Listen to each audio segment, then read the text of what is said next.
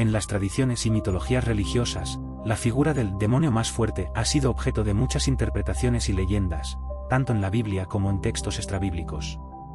Aunque la Biblia no designa de manera específica a un demonio en particular como el más poderoso o fuerte, las escrituras y la teología cristiana han abordado el tema de los demonios y su poder en varios momentos, con Lucifer o Satanás siendo el ser más destacado y poderoso entre los ángeles caídos.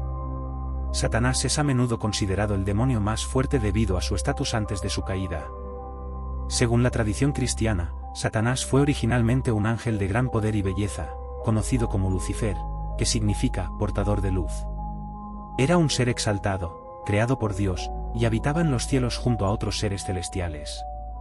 Sin embargo, Lucifer, en su orgullo, se rebeló contra Dios. Deseó la gloria y el poder que pertenecían únicamente al Creador, lo que lo llevó a su caída y expulsión del cielo. Este acto de rebelión convirtió a Lucifer en Satanás, el adversario, el líder de los ángeles caídos, y la figura más temida entre los demonios. El origen de esta visión se encuentra principalmente en pasajes bíblicos como Isaías 14, 12-15 y Ezequiel 28, 12-19. Aunque estos textos se refieren a reyes históricos, como el de Babilonia o Tiro, han sido tradicionalmente interpretados por teólogos como descripciones alegóricas de la caída de Lucifer. El orgullo de Lucifer y su ambición de ocupar el lugar de Dios lo condujeron a su ruina y lo transformaron en el líder de las fuerzas del mal, convirtiéndose en Satanás, quien no solo es el adversario de Dios sino también el tentador y enemigo de la humanidad. La razón por la que Satanás es considerado el demonio más fuerte no solo radica en su naturaleza original como un ángel poderoso, sino en su rol en la narrativa bíblica y en su influencia sobre el mal en el mundo. En el relato del libro de Job, Satanás se presenta ante Dios con la intención de probar la lealtad de Job. Este texto muestra a Satanás no como una fuerza independiente fuera del control de Dios, sino como un ser que todavía actúa bajo la soberanía divina, aunque en oposición a los planes de Dios. En el Nuevo Testamento, Satanás aparece nuevamente en varios momentos clave. Es quien tienta a Jesús en el desierto durante 40 días, buscando desviar al Hijo de Dios de su misión salvadora, Mateo 4, 1-11. Esta confrontación entre Jesús y Satanás revela tanto la astucia como el poder de Satanás, pero también demuestra su inferioridad ante Cristo. A pesar de su poder, Satanás no puede prevalecer contra el Hijo de Dios, quien lo rechaza con las palabras de las Escrituras, afirmando su lealtad al Padre Celestial. A través de estos episodios, Satanás se consolida como el principal adversario del bien, el demonio más fuerte que lidera las fuerzas del mal en el mundo. La fuerza de Satanás también se manifiesta a través de su capacidad para tentar y corromper a la humanidad. En el jardín del Edén, se presenta en forma de serpiente, engañando a Eva y Adán para que desobedezcan a Dios. Este acto marca el inicio del pecado en la humanidad y el distanciamiento de Dios. Desde ese momento, Satanás es visto como la personificación del mal y la tentación, siempre buscando destruir lo que es bueno y santo. A lo largo de los siglos, los teólogos han reflexionado sobre el poder de Satanás y su relación con otros seres demoníacos. En la demonología cristiana, se habla de varios príncipes de los demonios, algunos de los cuales son considerados extremadamente poderosos. Sin embargo, Satanás sigue siendo la figura dominante entre ellos, como el príncipe de este mundo, Juan 12:31, y el que lidera las huestes del mal en la batalla final entre el bien y el mal en el Apocalipsis. En este libro, Satanás es representado como el gran dragón, la serpiente antigua que es derrotada por Cristo en los últimos días, lo que lleva al juicio final y su condenación eterna en el lago de fuego. Aunque Satanás es el más fuerte de los demonios en términos de poder e influencia, es importante señalar que su poder es limitado. La Biblia deja claro que, aunque Satanás y sus seguidores pueden causar estragos en el mundo, no son iguales a Dios. Dios es omnipotente, mientras que Satanás es una criatura caída. Incluso en su rebelión, Satanás opera bajo los límites que Dios le impone, como se muestra en el libro de Job. Además, en el Apocalipsis se predice que Satanás será derrotado definitivamente y que el reino de Dios triunfará. En las tradiciones apócrifas y en la literatura extrabíblica, la figura de Satanás o Lucifer también ha sido elaborada de diversas maneras. En el libro de Enoc, un texto que, aunque no forma parte del canon bíblico, ha influido en las creencias sobre los ángeles caídos, se menciona a otros ángeles que se rebelaron junto a Lucifer. Estos ángeles caídos, conocidos como los vigilantes, descendieron a la tierra y tuvieron relaciones con mujeres humanas, engendrando a los Nefilim.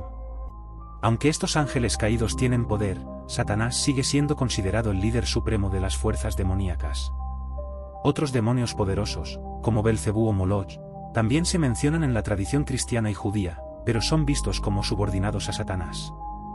Belcebú, cuyo nombre significa Señor de las Moscas, es a menudo identificado como el segundo en mando en el reino de los demonios, pero siempre bajo la autoridad de Satanás.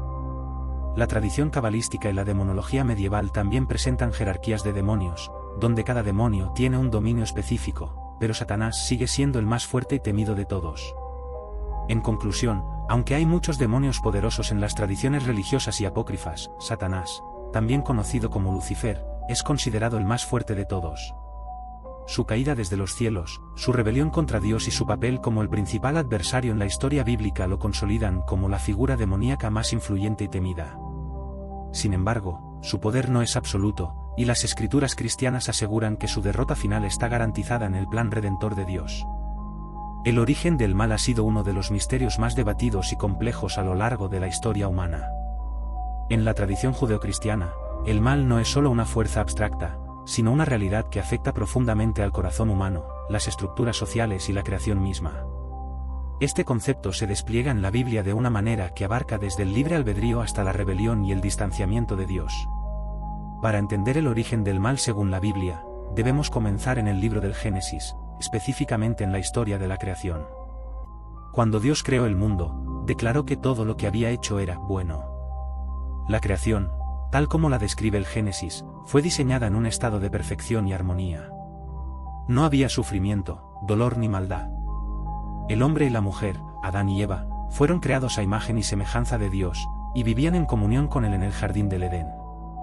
Este escenario nos presenta una visión del mundo antes de la introducción del mal. Sin embargo, la posibilidad del mal surgió con la introducción del libre albedrío. Dios creó a los seres humanos con la capacidad de tomar decisiones morales, lo que implica la libertad de elegir entre el bien y el mal. Esta capacidad no era, en sí misma, maligna, sino un componente esencial del amor genuino y la obediencia. Si los seres humanos no tuvieran libertad, serían simplemente autómatas, incapaces de amar verdaderamente a Dios ni de elegir el bien. Pero con esa libertad vino la posibilidad del mal, el riesgo inherente de que las criaturas de Dios pudieran desobedecerlo. La primera manifestación del mal en la narrativa bíblica ocurre en Génesis 3 con la tentación y caída de Adán y Eva. En el centro del jardín del Edén estaba el árbol del conocimiento del bien y del mal. Dios había dado un mandato claro: no comer del fruto de ese árbol. Sin embargo, la serpiente, descrita como astuta, tentó a Eva, cuestionando la bondad y las intenciones de Dios. La serpiente insinuó que, al comer del fruto, los ojos de Adán y Eva serían abiertos, y serían como Dios, conociendo el bien y el mal. Este momento representa la introducción del mal a través de la tentación y la desobediencia. Adán y Eva eligieron escuchar a la serpiente en lugar de obedecer a Dios. Su elección marcó un punto de inflexión en la historia humana. El mal, entendido aquí como la rebelión contra la voluntad de Dios, entró en el mundo a través de un acto de desobediencia. Y con el mal vino el pecado, que trajo consigo el sufrimiento, la muerte y la separación de Dios. El pecado original, como se le conoce, no solo afectó a Adán y Eva, sino a toda la humanidad.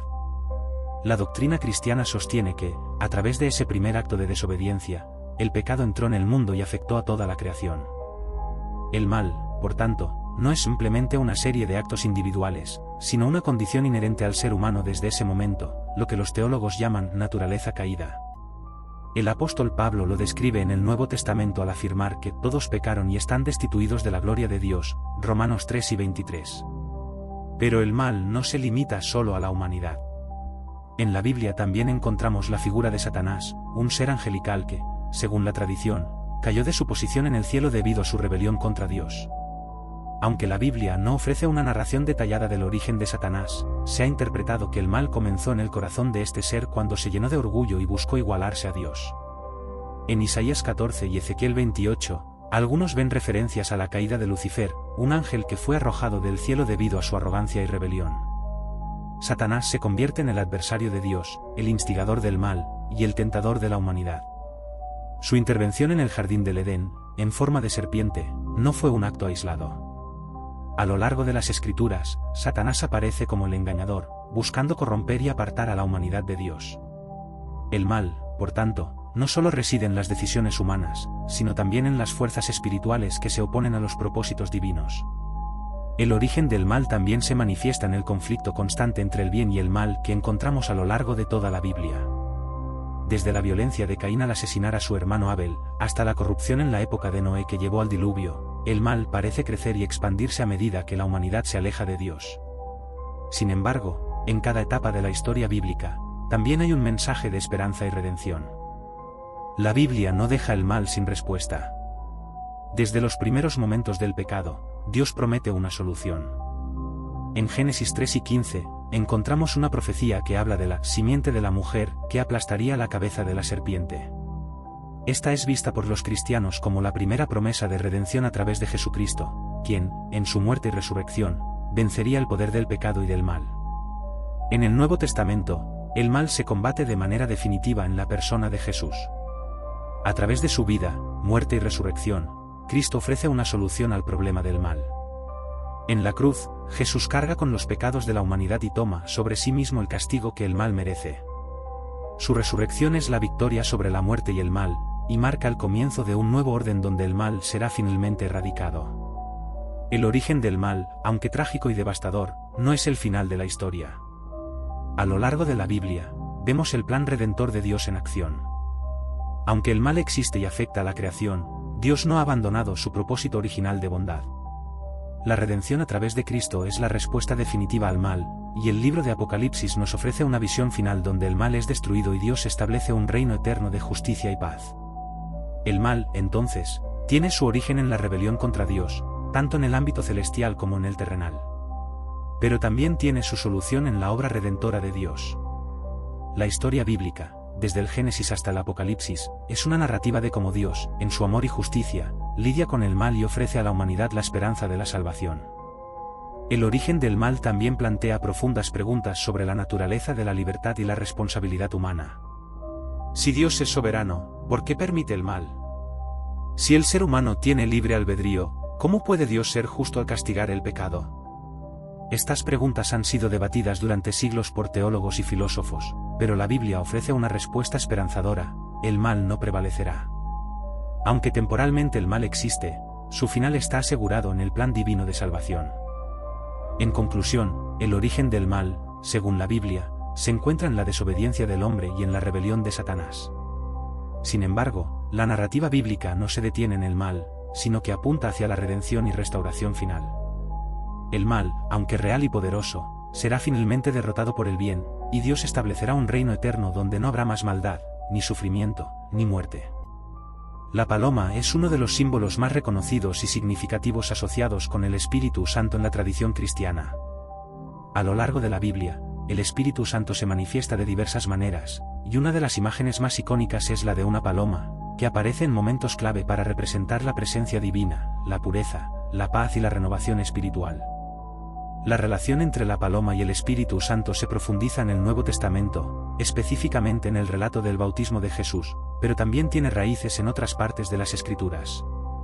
La primera mención significativa de una paloma en la Biblia ocurre en la historia del diluvio universal en el libro del Génesis.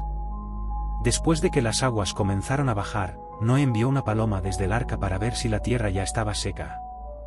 La paloma regresó con una rama de olivo en el pico, lo que simbolizaba que las aguas del juicio estaban retrocediendo y que la paz y la esperanza estaban restaurándose en la tierra. Aunque esta referencia no se asocia directamente con el Espíritu Santo, es interesante notar que la paloma ya se utiliza aquí como símbolo de paz, reconciliación y renovación, temas que también están presentes en la obra del Espíritu Santo. En el Nuevo Testamento, la relación entre la paloma y el Espíritu Santo se cristaliza en el evento del bautismo de Jesús, que se narra en los 4 evangelios. En el Evangelio de Lucas, por ejemplo, se describe cómo, después de que Jesús fue bautizado por Juan en el río Jordán, el cielo se abrió, y el Espíritu Santo descendió sobre él en forma corporal, como paloma, Lucas 3 y 22. Este es un momento decisivo en la vida de Jesús y en el relato del Evangelio, ya que marca el comienzo de su ministerio público. La aparición de la paloma como una manifestación visible del Espíritu Santo simboliza la aprobación divina de Jesús y su consagración para la misión que está por comenzar. La paloma en este contexto es más que una simple ave, es una representación visible de la presencia de Dios a través de su Espíritu. El descenso del Espíritu Santo en forma de paloma en el bautismo de Jesús es un momento de revelación divina. Los cielos abiertos simbolizan la comunicación directa entre Dios y la humanidad, y el Espíritu Santo, en forma de paloma, confirma que Jesús es el Hijo de Dios y el Mesías prometido. Este acto también es un testimonio de la Trinidad, ya que el Padre habla desde el cielo, el Hijo está siendo bautizado, y el Espíritu Santo desciende sobre él. Este evento, por tanto, tiene una profunda implicación teológica, ya que revela la unidad y distinción entre las tres personas de la Trinidad. El símbolo de la paloma no solo comunica la presencia del Espíritu Santo, sino también sus cualidades. En la cultura antigua, la paloma era un símbolo de pureza, suavidad y paz. Al representar al Espíritu Santo como una paloma, el Evangelio está destacando el carácter pacífico y puro del Espíritu de Dios. La paloma es un símbolo de paz, y el Espíritu Santo es el que trae paz a los corazones y las mentes de los creyentes. El Espíritu también es el agente de purificación, regenerando los corazones y trayendo renovación espiritual. El Espíritu Santo, como la paloma, también es símbolo de renovación y nueva vida. En el relato de la creación en el libro del Génesis, el Espíritu de Dios se movía sobre las aguas en el caos primordial antes de que el mundo fuera formado. Este mismo Espíritu, que estaba presente en la creación, ahora desciende sobre Jesús en el bautismo, señalando una nueva creación y un nuevo comienzo para la humanidad. De esta manera, la paloma y el Espíritu Santo están asociados con la obra de restauración y renovación. A través del Espíritu, Dios trae nueva vida, renueva el corazón de las personas y las transforma. Además del simbolismo de paz y pureza, la imagen de la paloma también es un símbolo de sacrificio y consagración. En el Antiguo Testamento, las palomas eran ofrecidas como sacrificios en el templo, especialmente por los pobres, como se menciona en Levítico. En la dedicación de Jesús en el templo, sus padres ofrecieron 2 tórtolas, lo que indica que eran de origen humilde. El sacrificio de la paloma en la tradición judía se relaciona con la consagración a Dios, y este mismo tema de consagración se ve cuando el Espíritu Santo desciende sobre Jesús en forma de paloma. Jesús es consagrado y ungido para su ministerio de redención, que culminará en su sacrificio en la cruz. En el contexto del creyente cristiano, la paloma sigue siendo un símbolo poderoso del Espíritu Santo y su obra en la vida de cada persona. El Espíritu Santo es el Consolador, el que guía, enseña y santifica. Es quien renueva el corazón del creyente, llenándolo de paz, amor y pureza. Al igual que la paloma regresó a Noé con la rama de olivo como signo de paz y restauración, el Espíritu Santo trae paz y reconciliación entre Dios y la humanidad. Es a través del Espíritu que los cristianos experimentan la presencia de Dios y son transformados para reflejar el carácter de Cristo. La relación entre la paloma y el Espíritu Santo, por lo tanto, es profunda y rica en significado. Desde la historia de Noé hasta el bautismo de Jesús, la paloma ha sido un símbolo de paz, pureza, consagración y renovación espiritual. Y al igual que la paloma es suave y tranquila, el Espíritu Santo opera en los corazones con una gentileza transformadora, trayendo nueva vida, restauración y la presencia vivificante de Dios. El monte Sinaí es uno de los lugares más significativos y sagrados en las tradiciones religiosas del judaísmo, cristianismo e islam. Es mencionado principalmente en el libro del Éxodo, donde se relata el encuentro monumental entre Dios y Moisés. En este lugar, según las Escrituras, Dios se manifestó de manera poderosa y otorgó los 10 mandamientos, un conjunto de leyes que definirían no solo la relación del pueblo de Israel con su Creador, sino también los principios éticos y morales que guiarían su vida y las generaciones futuras. La importancia del monte Sinaí radica en su papel como el escenario de la teofanía, es decir, la revelación directa de Dios.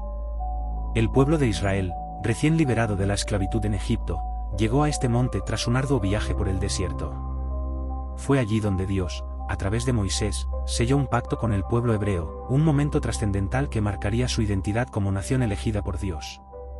El monte Sinaí, a menudo descrito en términos majestuosos y aterradores, está envuelto en misterio y poder. El relato bíblico describe cómo la montaña fue cubierta por una nube densa, relámpagos y truenos, y cómo el sonido de una trompeta resonaba en el aire. Moisés, en medio de este ambiente impresionante, ascendió al monte para encontrarse con Dios. El pueblo, que observaba desde abajo, temía acercarse debido a la intensidad de la manifestación divina. Según el Éxodo 19, Dios advirtió a los israelitas que no debían acercarse ni tocar el monte, pues sería un lugar santificado por su presencia.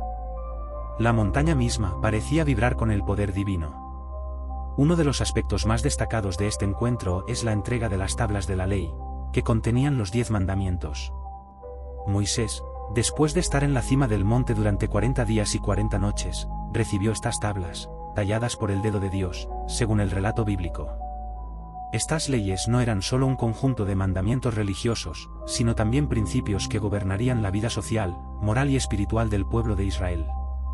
Se convirtieron en el corazón de la Torá y siguen siendo fundamentales en las tres grandes religiones monoteístas. El monte Sinaí es también un lugar de prueba y purificación. Mientras Moisés estaba en la montaña, el pueblo, al pie de esta, cayó en la tentación de crear un ídolo, el famoso becerro de oro, que desató la ira de Dios.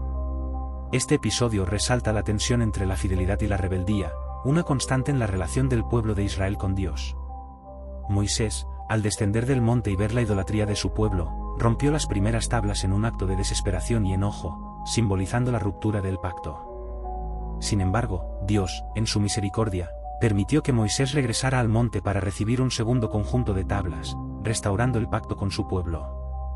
En el monte Sinaí también se establecieron las leyes y regulaciones que debían guiar la vida del pueblo de Israel, desde el culto hasta los detalles sobre el comportamiento moral. Es en este contexto que la noción de la santidad se refuerza, no solo como un atributo de Dios, sino como un llamado para que su pueblo sea santo y separado para su servicio. La ley entregada en Sinaí representaba el código que definiría la relación entre Dios y los seres humanos, así como las relaciones entre las personas. Más allá de su significado religioso, el monte Sinaí ha sido objeto de numerosos debates y estudios sobre su ubicación geográfica. A lo largo de la historia, varios lugares en la península del Sinaí y más allá han sido sugeridos como el sitio real donde ocurrió esta revelación divina. Las montañas de Jebel Musa en la península del Sinaí han sido tradicionalmente identificadas como el monte Sinaí, y un monasterio cristiano, el monasterio de Santa Catalina, fue construido allí en el siglo VI después de Cristo, lo que refuerza la creencia de que este podría ser el lugar. Sin embargo, otros estudiosos han propuesto ubicaciones alternativas, incluso en Arabia Saudita. Además del significado teológico, el monte Sinaí es también un lugar de profunda reflexión espiritual. En las tradiciones místicas, el monte Sinaí ha simbolizado el encuentro entre lo divino y lo humano, un espacio donde el cielo y la tierra se unen. Para los místicos y ascetas, el monte Sinaí representa el ascenso espiritual hacia la unión con Dios, una peregrinación interior hacia el conocimiento divino y la iluminación. En el cristianismo, el monte Sinaí sigue siendo visto como el lugar donde Dios dio a su pueblo no solo la ley, sino también una anticipación del nuevo pacto que sería sellado con el sacrificio de Cristo. San Pablo, en sus cartas, hace una comparación entre el monte Sinaí y la Jerusalén celestial, señalando que mientras que la ley fue dada en el Sinaí, la gracia y la verdad vinieron a través de Cristo. Este simbolismo refuerza la idea de que el Sinaí fue solo un preludio de la revelación más completa que se daría en el Nuevo Testamento. El Islam también tiene en alta estima el monte Sinaí, conocido en árabe como Jabal Musa o la montaña de Moisés. Se menciona en el Corán como el lugar donde Dios habló directamente a Moisés y donde se le dio la Torá. En la tradición islámica, Moisés es visto como uno de los grandes profetas, y el monte Sinaí es considerado un lugar sagrado de revelación y encuentro con Dios. El monte Sinaí no es solo un lugar físico en la historia de la humanidad, es un símbolo perdurable de la relación entre Dios y su pueblo, de la revelación y de la ley divina que ha guiado a millones de personas a lo largo de los siglos. Su impacto sigue siendo profundo y relevante, recordando a los creyentes la importancia de la fidelidad, la obediencia y la santidad en su relación con Dios. Este monte, tanto en la historia como en el mito, sigue siendo un lugar de misterio y reverencia, donde lo divino tocó la tierra y dejó una huella indeleble en la fe y la memoria de la humanidad. Es un lugar que no solo habla del poder de Dios, sino también de su deseo de establecer un pacto con su creación, de guiar a su pueblo a través de las tormentas de la vida hacia una relación más profunda y duradera con él. El monte Sinaí, envuelto en truenos y relámpagos, sigue siendo un recordatorio de la presencia viva de Dios, que se revela a aquellos que buscan su rostro con sinceridad y humildad.